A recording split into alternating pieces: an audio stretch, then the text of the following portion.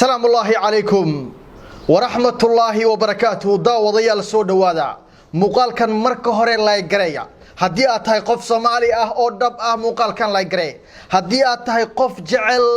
in ay guuleystaan dadka daacadda ah ee u halgamaya dalkooda dadkooda iyo caruurtooda waa jabhadda SSC muuqaalkan waa inaad share gareysaan like tira beel ah aad ku qabataan nala joogtaan ilaa dhamaadka muuqaalkan farihiina aad fududeysaan oo like share follow ba asiisaan aragtidiina aad ka dhiibataan horin bulshadu maxay hadal haysay maxayse ku hadaaqaysay maxayse oranaysay maxayse ku kaftamayeen ama ku qaraaxaysanayeen goob walba oo maqaaxi ah oo dad Soomaaliyeed ay isugu yimaadaan goob walba waxa iyadu aad iyo aad looga hadalhayay geesiyaasha SSC oo nolosha ku qabtay saraakiil daacad u ah Muuse Biixi guusha iyo farxadda SSC iyo jabka kooxda Biixi oo wali isagu ku adkaysanaya inuu fashiliyo maamulka Somaliland oo muddo aad ugu taameysay in ay gaaraan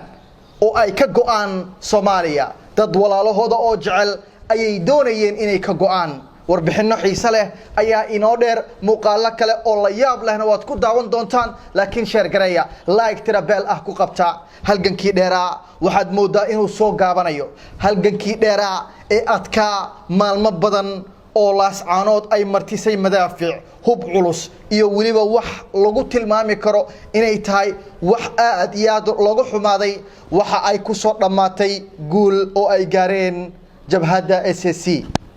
waxa aad loo amaanay meel kasta oo ummad Soomaaliyeed ay isugu timaada loo amaanay isku duubnimada in la isku dubnaado isku duubni baa horumar lagu gaaraa iyada oo qoraal ah iyada oo waliba marka practical ah waxa ay ka dhacday laascaanood guud ahaan dadkii shacbiga ahaa ciidamadii markii ay u midoobeen oo aayahooda ay ka tashteen go'aanna ay ku qaateen inaysan ka sii mid ahaan doonin maamulka barida weyn ee Somaliland waxa ay qaateen go'aan cajiib u ah go'aan naxdin markaasi ku ahaa cid kasta oo marka iyadu xoog aqli maskax gelisay in maamulkaasi Somaliland uu dhiso hadii dib aan u raacno taariikhda sooyaalka ee aadka u weynaa ee Somaliland maanta ceel bay ku dhacday maxaa yeelay cid ka aqbalaysa malahan shacbigaadii la gumaaday walibana xoog in lagu maquuniyo cid aqbalaysa malahan dadka arinkaasi lagu sameynayna waxay ahaayeen dad Soomaaliyeed Somaliland aad bay u shalaynaysaa xillibaano saraakiil waa ay ka shalaynayaan maxaa idin geeyay ayay taagan yihiin Somaliland maxaan idin geeyay ayay taagan yihiin laascaanood maxaa yeelay waxa la tusay dhadhanka dagaal waxa uu yahay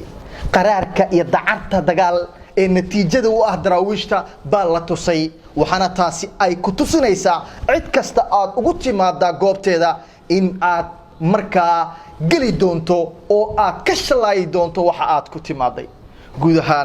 guud ahaan ummadda Soomaaliyeed meel kasta maantay dadkii halkaasi ka dagaalamay waxa ay dadkooda u soo hoyeen farxad iyo guul taariikhi ah laakiinse waxa iyaduna su'aal isweydiin ah tubka iyo waliba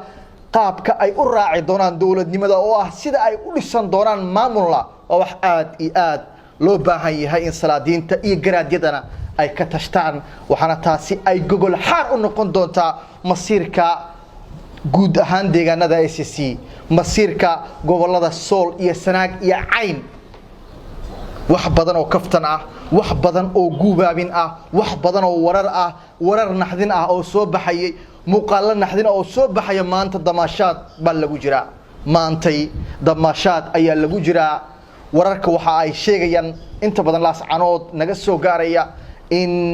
dagaaladii lagu kala baxay goobihii Somaliland ay kaga sugnaayeen ay isaga baxeen kadib markii ay la kulmeen cabsi iyo argagax aad u daran